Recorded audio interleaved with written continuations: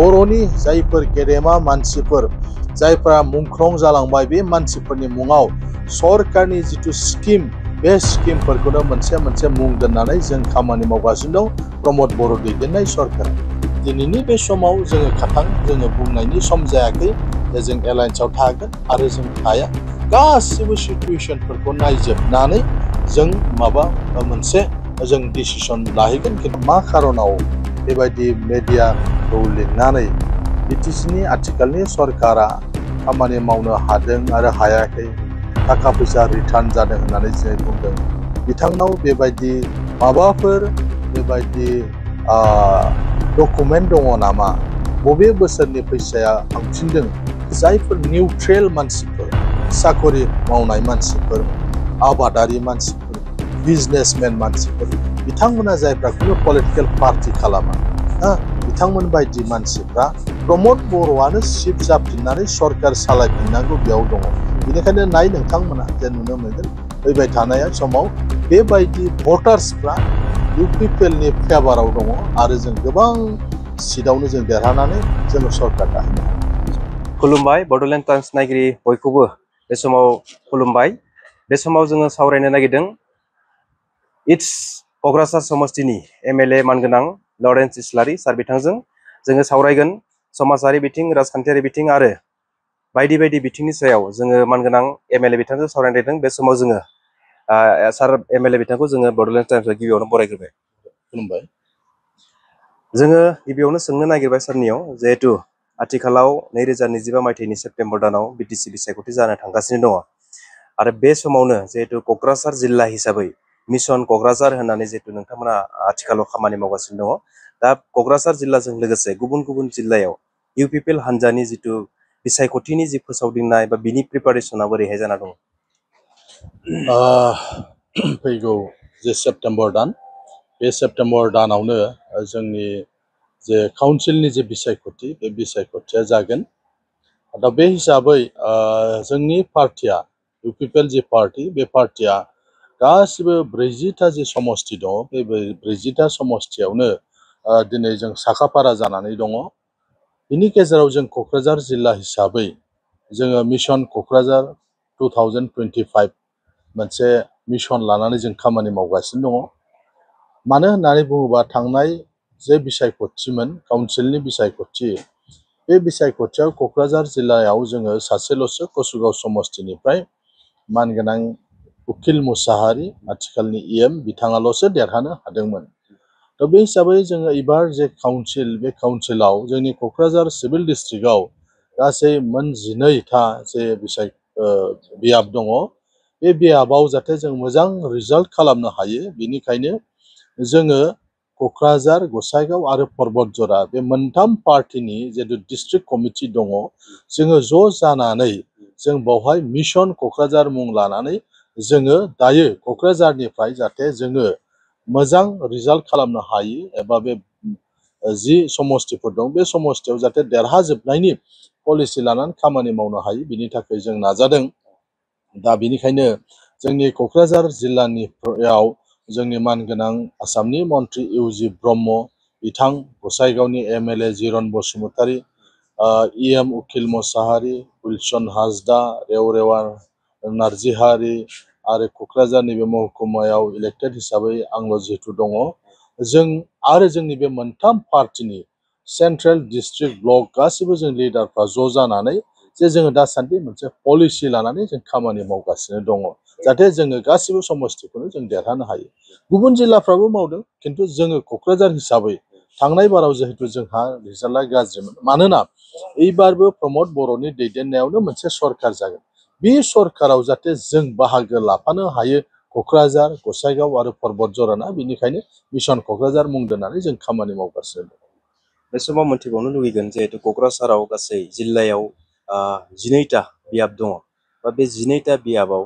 बबे बबे समस्तिया इउपिपिएलनि आखायाव फैगोन बा मोनबेसे बियाबाव देरहागोन बायदि? दा जोङो जे 12टा, बे 12टानि 12टायाव देरहानो थाखाय जोङो खामानि मावगासिनो दङ। जोंहा मोनसे सार्भे दङ, बेयो पार्टिनि सार्भे आरो बेबायदिनो माखासे प्रफेसनेल जायफोर सार्भे खालामग्रा बिथांमोनाबो जोंनि बे समस्तिफ्राव सार्भे खालामगासिनो दङ जे बबे बबे समस्तियाव पार्टिया बेसेबां दावखोनो हाखो आरो बेसेबां खामानि मावगासिनो दं बा मावबावनांगोन बेबायदि मोनसे सार्भे दङ। दिनैनि तारिखाव जिथु नोंथाङा सोंदों जे बबे बबे समस्तिया मोजां होननानै बुङोबा जे 12टा जे समस्ति दङ बे 12टानि जे समस्ति दं बे समस्तियाव जों गुबुन हान्जा गुबुन पार्टिनिख्रुइ जों दावखोनानै दंहैयो दिनैनि तारिखसिमाव। गतिके बे मास मोननैयाव जुदि जों एखे रोखोमै खामानि मावनानै मावनो हालाङोबानो जों क'क्राझारनि जों 12टा जे समस्ति बे समस्तिखौबो मोनजोबनायनि जोंहा मोनसे आसा दङ। जुदि जोङो दानि बे धाराखौ जों जुदि बेखौ कन्टिनिउ जुदि लांनो हायोबा दा जेरैबायदि जों हाबाफारि मावगासिनो दङ बुथ लेभेलाव खामानि मावदों, गामि लेभेलाव खामानि मावदों, गोजौ थाखोआव ब्लक बा प्राइमारियाव जेरैबायदि मावबाय थादों बेखौ जुदि मास मोननै जों लांनो हायोबा अब्ला जों 12टा समस्तियावनो देरहानायनि मोनसे इसाराखौ जोंनि जिथु खामानि मावनाय आरो जोंनि जिथु सार्भे पार्टी सार्भे आरो प्रफेसनेल जेफोर सार्भे खालामगासिनो दं बिनिफ्राय जों बे रिपर्टखौ मोननो हादों। नाथाय बेराफारसेथिं बुंगासिनो दङ मोनसे बर'निनो हान्जा BPF माने जाय हाग्रामा महिलारिया दैदेनगासिनो दङ दा बिथांमोना बुंगासिनो दङ जिहेतु क'क्राझाराव UPPL हिसाबै 0 जानो थांगासिनो दङ आरो बे हिसाबै नायोब्ला UPPLनो रायजो राजाफ्रा बोरैहाय भट होगोन बा बबे बिथिंखौ नायनानै भट होगोन बा दायो महिलारि बिथाङा बुंगासिनो दङ UPPL हान्जाया बा सरकारा दिनैनि तारिखाव जेरैबायदि खामानि मावनांगौमोन जेबो खामानि मावनो हायाखै होनना बिथांमोना बुंगासिनो दङ।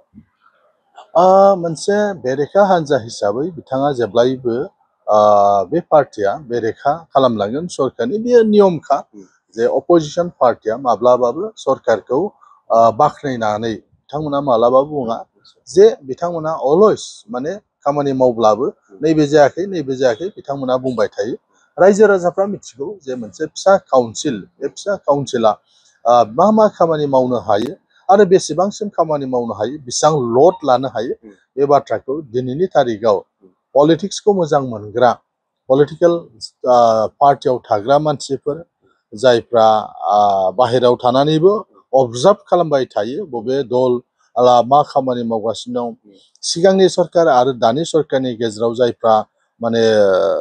बिथांमोना नायनानै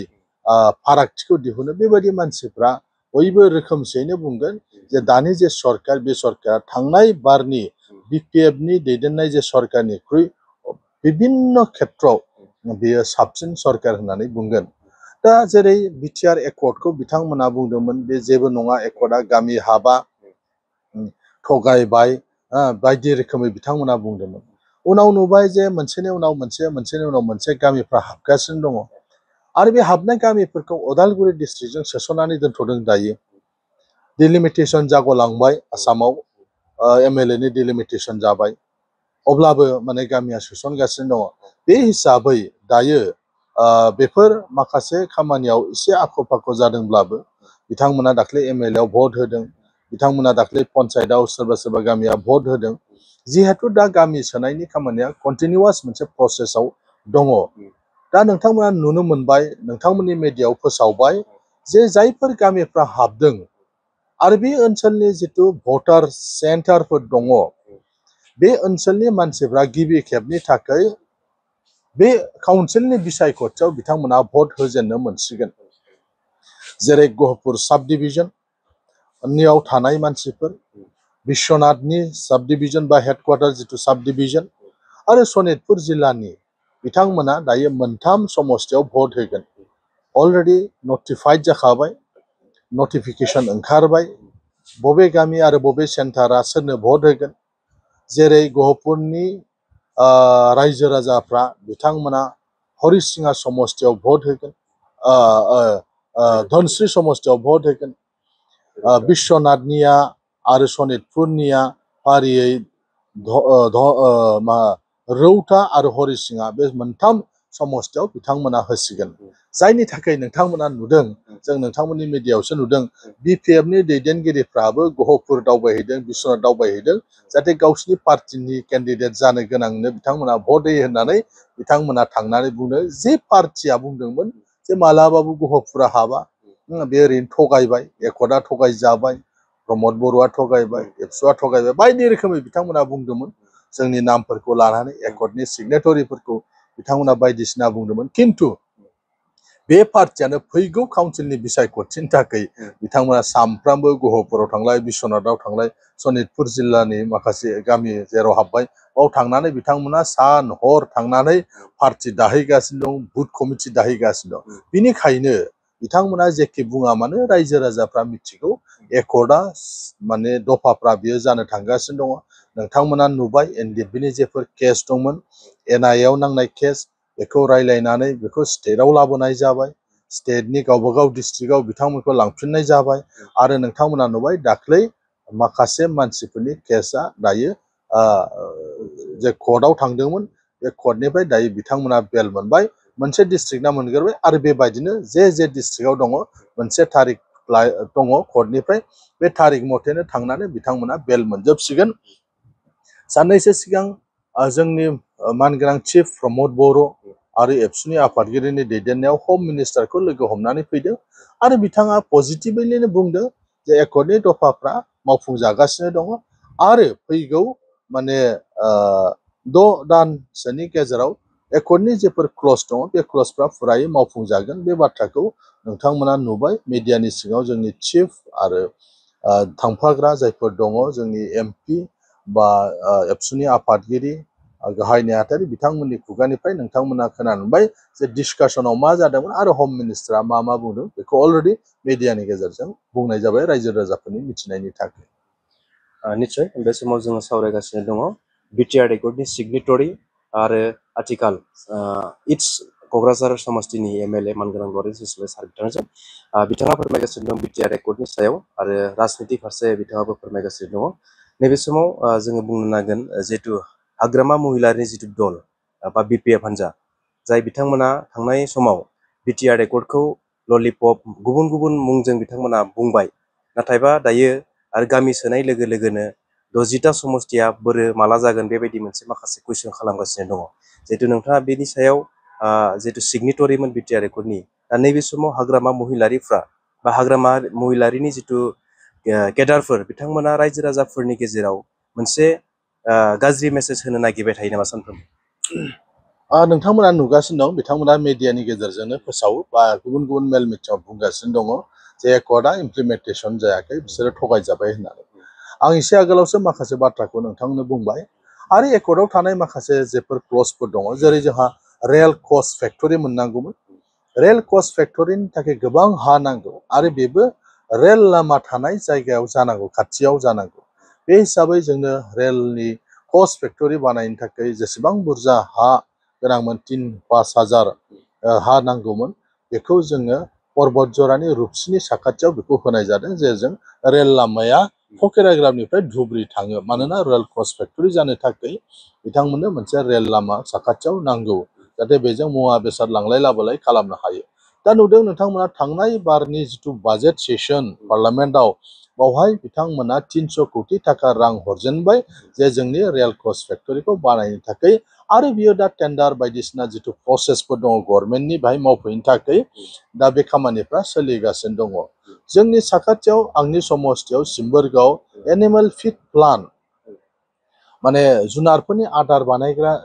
जे इन्डास्ट्रि बे इन्डास्ट्रिया अलरेडि टेन्डार जाखांबाय दायो कनस्ट्राक्सननि खामानिखौ बेयाव मावगासिनो दं बेबायदि गोबां जेफोर दफाफ्राव दङमोन बे दफाफ्रा मावफुंजागासिनो दं जेरै स्कुल कलेज प्रभिन्सियेलाइजनि बाथ्रा नोंथांमोना नुबाय 26टा कलेज दंमोन बिनि गेजेराव 10टा कलेजखौ लाग्रोनाय जाहैबाय मानो होननानै बुङोबा कलेज मोनसे लानो थांनायाव इउजिसिनि नर्म्स बायदि जेफोर नांगौ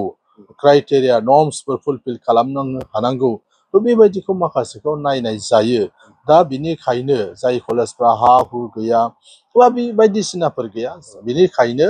दिनै 10टा कलेजखौ लाग्रोनाय जादोंमोन आरो दा जि थालांनाय आद्रा 16टा कलेज दंबावो बे 16टा कलेजखौबो बावैनो सरकारा लानायनि मोनसे बेबस्थाखौ खालामदों बेबायदिनो एलपि एमइ हाई स्कुल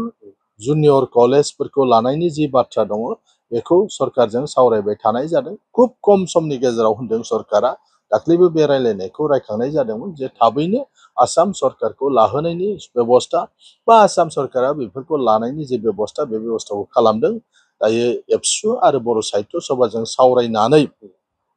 माबे स्कुलाव गमामायैनो दासिमबो फरायसाफोर दङ बा स्कुलफ्रा सोलियो। माखासे स्कुलफोर दङ जेराव फरायसा गैला आरो फोरोंगिरिफ्राबो इलिजिबल नङा। बेबायदिखौ बाहाय बासिनायनि जे खामानि बे खामानिफ्रा सोलिगासिनो दङ। बेनिखायनो जिहेतु आसामनि गुबुन पार्टआव कलेज बा स्कुल प्रभिन्सियेलाइज खालामनाय जायाखै आरो दिनै गुबुन गुबुन फोरोंगिरि आफादफ्रा बुंबाय थादों जे लायोबा सारा आसामावनो स्कुल कलेजखौ प्रभिन्सियेलाइज खालामनांगौ। बेखौ सरकारा खालामो। खालिबोल' जोंनि बिटिआर एकर्डनि दफा बायदियै बिटिआरआव थानाय कलेज आरो स्कुलफोरखौ प्रभिन्सियेलाइज खालामनो थाखाय नाजानाय जादों बा सावरायगासिनो दं। बे बेलायाव सोरबाफोर फैनानै कर्टआव जाहाथे केस होआ, बिटिआरनिखौल' मान लादों जोंनिखौ मान लायाखै, बे मोनसे आसाम सरकारानो। दा बेफोर जिनिसफोरखौ नायनाय जायो, जायनि थाखाय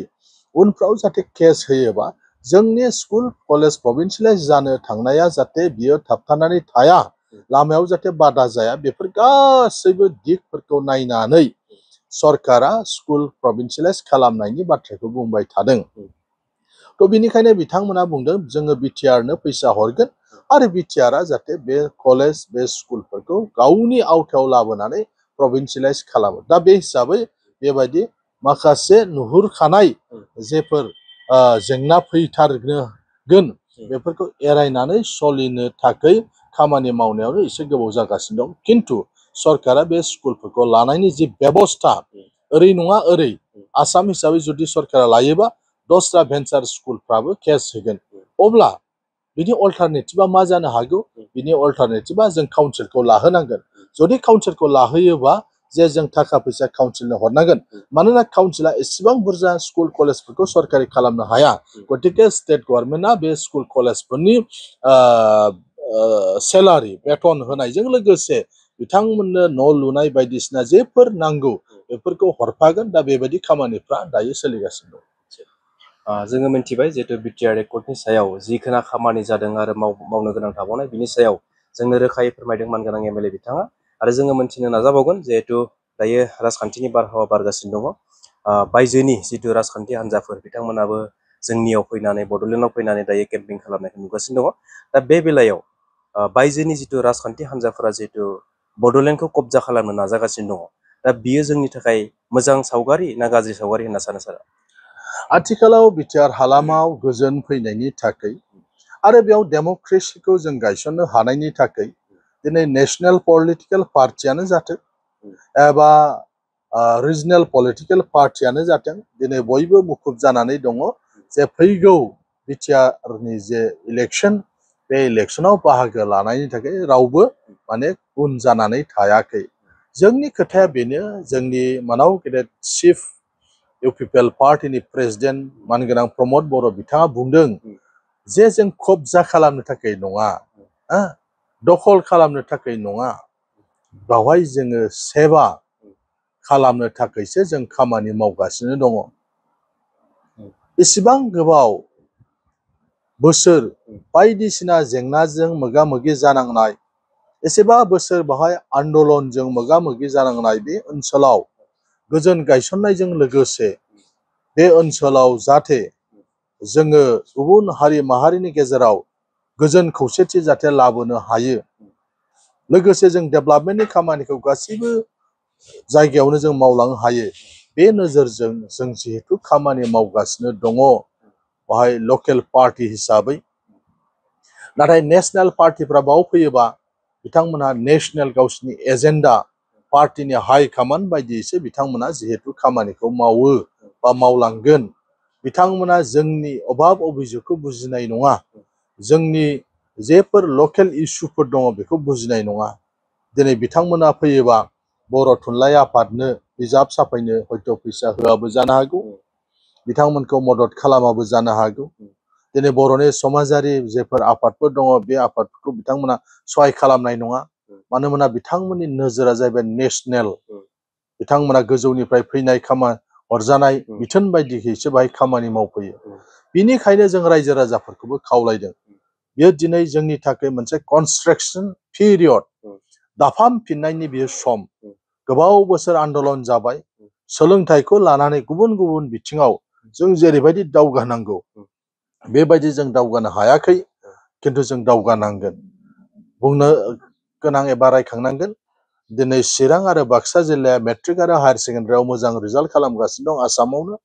बोसोरनै नुबाय नोंथांमोना मेट्रिक आरो हायार सेकेन्डारियाव आसामनि गेजेरावनो जों टप जोङो फैगासिनो दङ गतिके बेखौ जाहाथे कन्टिनिउ लांबाय थानो हायो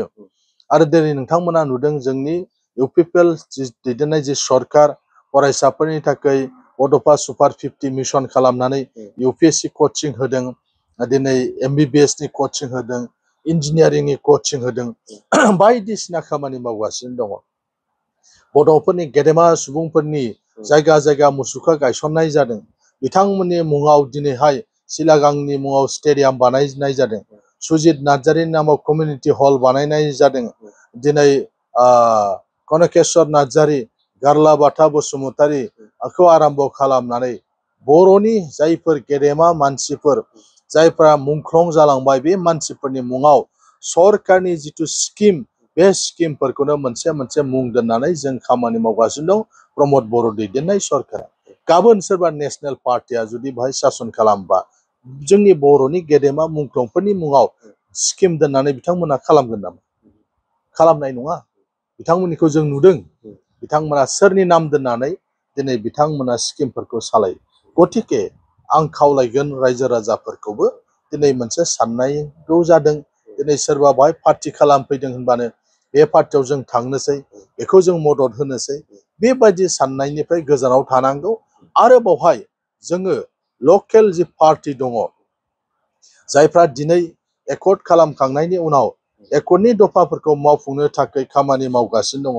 गहपुराव 500सा मानसिफ्रा मुंख्लं जालांदोंमोन बे गहपुरसिम जायफ्रा जोंनि बड'लेण्डनि सिमाखौ लांनानै दोनहैनो हाबाय बेबायदि पार्टिखौ रायजो राजाफ्रा सरकार दाहोफिननायाव मदद खालामनांगौ मानोना गोबां खामानि मावबावनांगौ दङ बेनिखायनो बावहाय खुनु बेबायदि मैखुन बेरनाय बायदि जेरैबायदि दा गुबुन गुबुन पलिटिकेल पार्टिफ्रा फैनानै खामानि मावदों बेयाव गोजावा लासे जाय सरकारा दिनै फरायसानि थाखाय दिनै आइजो माहारिनि थाखाय दिनै समाजनि थाखाय बायदि रोखोम स्किम लानानै खामानि मावबाय थादों बे प्रमद बर'खौ आरोबाव खनसे मदद खालामनानै जाहाथे दिदोम मोनसे सरकार बानायहोनो हायो मानोना एलायन्स सरकाराव गोबांखौनो मावनो सानोबाबो माखासेखौ जोङो सावरायलायनानैसो मावनांगौ जायो बेनिखायनो गाव हारसिङै सरकार दानो जुदि मोनोबा प्रमद बर'नि दैदेननाय सरकारा बिनि टिमा माबादि मावलांगोन बेखौ रायजो राजाफ्रा साननानै फिन खनसेबाव प्रमद बर'नि सरकारखौ लाबोफिननायाव मदद खालामनांगौ बे समाव मोनथिबावनो लुगैगोन जोङो मोननैसो कुइसनखौ मिथिबावनो लुगैबाय दा नैबे समाव जिहेतु बिजेपि जिथु राजखान्थि हान्जा बिथांमोनाबो बिटिसिआव हारसिङै गेलेगोन आरो इउपिपिएलआबो हारसिं गेलेगोन बा गुबुन गुबुन दलजोंबो हारसिङै गेलेगोन होनना बुंदों नाथाय मोनसे खोथाया जिहेतु दायो स्टेट आरो नेसनेलाव जिहेतु इउपिपिएल आरो बिजेपि मोनसे गभर्नमेन्टआव एलायन्स बायदि जानानै दङ खिन्थु बिटिसिआव बोरैहाय जागोन बियो आलादा आलादा गेलेनाय सिगांनि जिथु बिसायख'थिमोन बे बिसायख'थियावबो जोंहा रावजोंबो एलायन्स गैयामोन जों हारसिङैनो गेलेदोंमोन नाथाय रिजाल्टआव जों नुबाय जे जोङो 12थाल' समस्थियाव जों देरहानो हादों आरो बिनिखायनो गुबुनखौ लायाबा सरकार जोंहा जाया बिनिखायनो जोंनि एलायन्सआ पस्ट पल एलायन्स फ्रि पल एलायन्स नङामोन बिजेपिजों जेराव जिएसपिखौबो सिन्थायनो जों लाफानो गोनां जादों सरकार दानांगौनि थाखाय गतिके एइबारबो बिजेपिआ बुंदों जोंबो गेलेगोन मानोना बिथांमोननि जेफोर मण्डल कमिटिफोर दङ डिस्ट्रिक्ट कमिटिफोर दङ बिथांमोनाबो बुंनो नाजायो जे बे समस्थियाव जोंहा मोजां जों गेलेगोन बेबायदिखौ बिथांमोनाबो गावसिनि पार्टिनि हाइकमान्डनो बुंबाय थादों थ' बिनिखायनो बिथांमोननि हाइकमान्डआ पार्टिनि स्टेटनि हाइकमान्डफ्रा बुङो जे जोंबो माने मालाबा बिथांमोना गेलेजोबगोन होनदों मालाबा बुंदों 30थायाव गेलेगोन मालाबा बुंदों जों 22थायाव गेलेगोन दासिमहालागै बियो थिग जायाखै नंगौ जोंहा सानै एमपि दङ एनडिए हिसाबै जों एनडिए ग्रुपआव दङ आरो जोंनि सानै एमपिआ दिनै एनडिए सरकारखौ सापर्ट खालामदों जों 7जन एमएलए दङ बिनि गेजेराव सासेया मन्त्रि आसाम सरकारजोंनो दङ बिनिखायनो जोङो माने बे एलायन्स जाया एलायन्स जानांगौ बायदिसिनाखौ बुंग्रोनायनि सिगां जोंहा रायलायनानै लानानै जोङो जोंनि जे डिसिसन बे डिसिसनखौ जोङो होगोन दासिमहालागै जोङो खनसेल'सो रायलायनाय जादों बे बेलायाव मानोना एनडिए होननानै बुङोबा दिनै मोननै मोनथाम पार्टिफोर दङ आरो दा एजिपिआबो जोंनि काउन्सिलनि बिसायख'थियाव मोननै मोनथामाव बिथांमोनाबो गेलेनो लुबैनाय दं गतिके बिथांमोना बाहा गेलेगोन जेरा नन बर' रिजार्भ नन एसटि रिजार्भ बिथांमोनाबो गेलेगोन गतिके एलायन्स जायोबा मोनथामजों सावरायनानै जानांगोन एलायन्स जायाबो जाहैनो हागौ मानोना नोंथांमोना नुदों जे एलायन्सआव जों थाब्लाबो दाख्लैनि पन्चायत इलेक्सनाव बिजेपिया आलादा एजिपिया आलादा गेलेदों खिन्थु माने जोंनि जिथु एलायन्स स्टेटनि जि एलायन्स बे एलायन्सआव जेबो हेम्पार जायाखै थ' बेबायदिनो जों जेराव माने कम्फर्टेबल बेखौ नायनानै डिसिसना जाहैगोन दिनैनि बे समाव जोङो खाथां जोङो बुंनायनि सम जायाखै जे जों एलायन्सआव थागोन आरो जों थाया गासिबो सिटुवेसनफोरखौ नायजोबनानै जों माबा मोनसे जों डिसिसन लाहैगोन खिन्थु बे समा दानो जायाखै सावरायलायनाय जागासिनो दं बे समाव मोनथिबावनो लुगैबाय जिहेतु सासे आसामनिनो नेता बा बर'निनो सासे गोख्रों दैदेनगिरि आसाम आयेन आफादनि बुंथिगिरि बिस्वजित दैमारि बिथाङा बुंगासिनो दङ बिटिसि सरकार सालायनाय जिथु सिस्टेम बियो जेबो जायाखै आरो बिटिसिआव जिखिना रां फैदों बियो रिटार्न जाफिनदों दा बिनि सायाव बेनि सोमोन्दै बे बिस्वजित दैमारि बिथाङा बुंगासिनो दङ नैबे समाव नोंथाङाबो बिनि सायाव बा बिस्वजित दैमारिया जिखिना बाथ्राखौ बुंदों बिनि सायाव नोंथाङा मा फोरमायनो नागिरदों बिथाङा सासे आसामनि फुजिनां सासे दैदेनगिरि एबा बिथाङा आसाम आयेन आफादनि बुंथिगिरि हिसाबै माखासे पलिटिकेल कमेन्टफोरखौ होथावना नङा सासे बुंथिगिरिया मानोना बुंथिगिरि जानाय लोगो लोगो बियो निउट्रेल जानो गोनां जायो थ' दाख्लै क'क्राझाराव फैनानै बिथाङा जिथु प्रेस मेडिया लिंनानै जिबायदि बाथ्राफोरखौ बुंदों बेखौ जोंबो नुदों आरो नुनानै जों सोमोनांदों जे बिथाङा मा खारनाव बेबायदि मेडियाखौ लिंनानै बिटिसिनि आथिखालनि सरकारा खामानि मावनो हादों आरो हायाखै थाखा फैसा रिटार्न जादों होननानै जों बुंदों बिथांनाव बेबायदि माबाफोर बेबायदि डकुमेन्ट दङ नामा बबे बोसोरनि फैसाया थांफिनदों बबे डिपार्टमेन्टनि फैसाया थांफिनदों बियो सोमोनांथाव बाथ्रा एक्सुवेलि बेबायदि खुनु जेबो जायाखै बिथाङा मिस इनफरमेसन सोरनिफ्रायबा हयथ' मोननानै बेबायदि बाथ्राखौ बिथाङा बुंदों खुनु फैसाया बेबायदि रिटार्न जायाखै बिथाङा बुंदों जे माखासे बिटिआर हा एबा बिटिसि हा मोनखानाय गावनि क्षमता बायदि खामानि मावनो हायाखै बायदिसिना बाथ्रा बिथाङा बुंदों बेवहाय जोङो नायनांगौ बाथ्राया बेसो 15 बोसोर बिपिएफआ बिटिआर बिटिसि काउन्सिलखौ बिथांमोना खुंदोंमोन आरो बिथाङाबो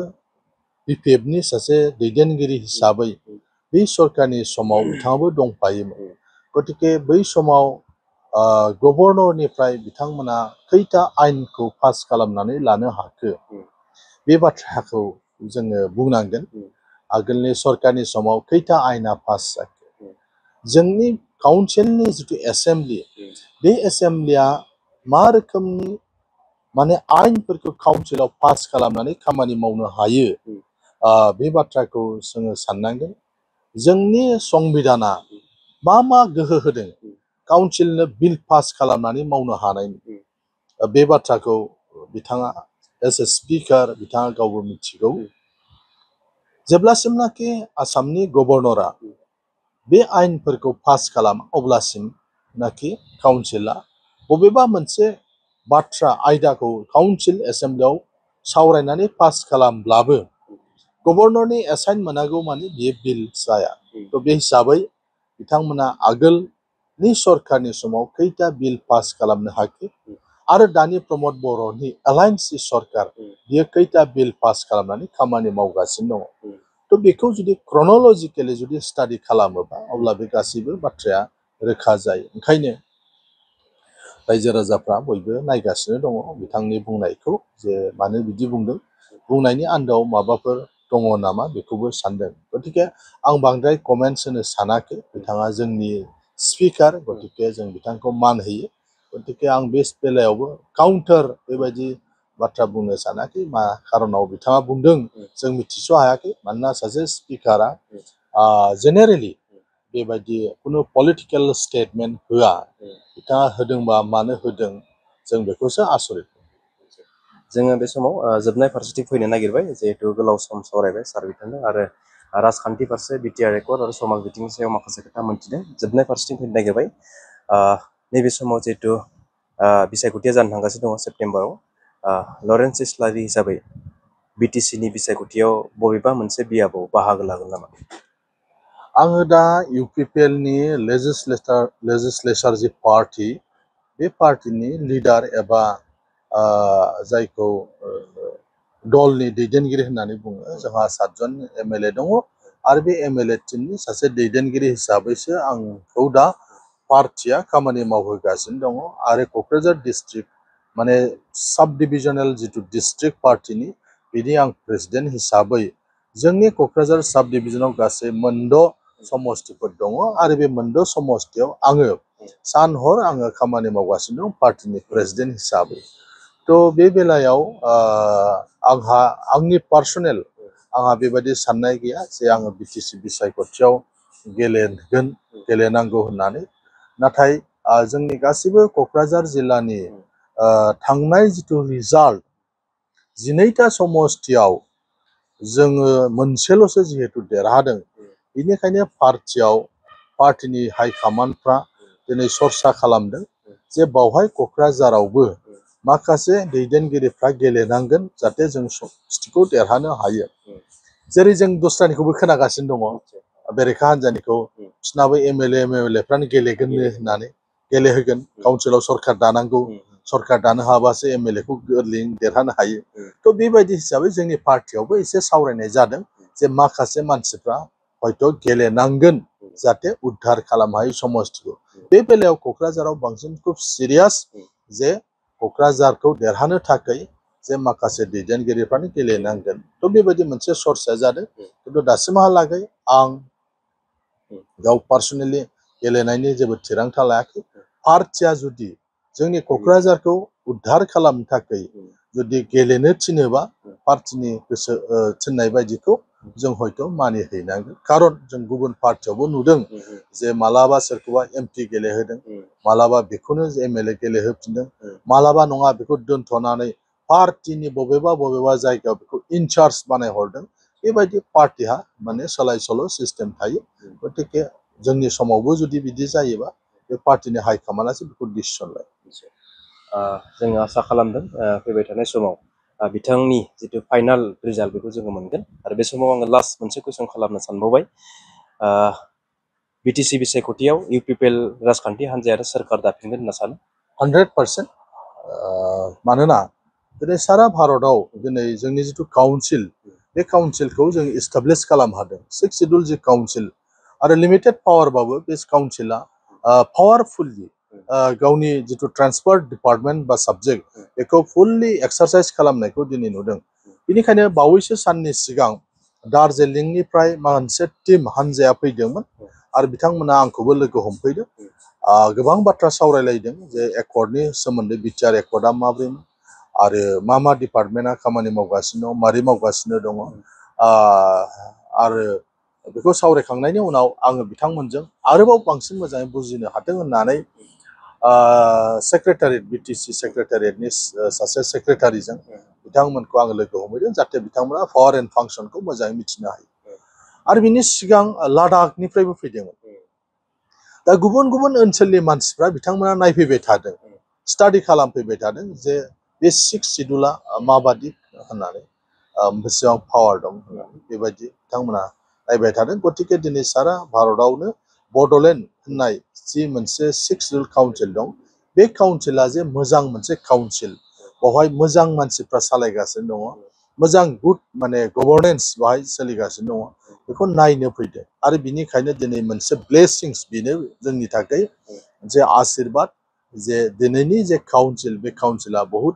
गोजौ थाखोनि मानदान्दानि खामानि मावगासिनो दं बिनि पलिसिफ्रा थिग जागासिनो दङ बे दिनै फुरा सरसा जानानै दं बेनिखायनो जायफोर निउट्रेल मानसिफोर साखरि मावनाय मानसिफोर आबादारि मानसिफोर बिजनेसमेन मानसिफोर बिथांमोना जायफ्रा खुनु पलिटिकेल पार्टि खालामा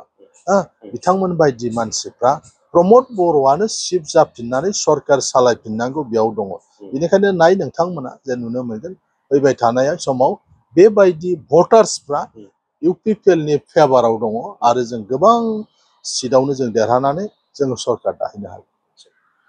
बे समाव जोङो जि सावरायनाय हाबाफारि बेखौ जोङो फोजोबनो सानबाय। जोङो आसा खालामदों मानगोनां लरेन्स इस्लारि सार बिथाङा मावनो लानाय जिथु हारिनि जेंना जेंसि बेखौ जाहाथे फैबाय थानाय समफ्राव मावफुंजोबनो हायो आरो गोलाव सम जिहेतु एबसुनि गाहाय नेहाथारि बिबान लानानै बिथाङा जातिखौ दैदेनबोबाय आरो जोंबो बिथांमोननि खावलायनाय बायदिनो मोनसे समाव एबसुआव थानाय समाव जोङो बिथांमोननि फल'वार जानानैनो खामानि मावबोनाय हिसाबै जोङो बिथांमोनखौ फैबाय थानाय समाव हारिनिनो जातिनिनो अरायसम अहरह खामानि मावगोन होनना आसा खालामबाय मिजिंथिबाय आरो आसा खालामबाय फैबाय थानाय समाव मोनफ्रोमबो समाव जाहाथे सारनि जिथु साननाय हनाय बियो जाफुंथों होनना आसा खालामबाय। बे समाव नोंथांखौ जोंजों सम होनायनि थाखाय साबायखर बावबाय। बे समाव रायज्लायनायखौ फोजोबबाय। Thank you.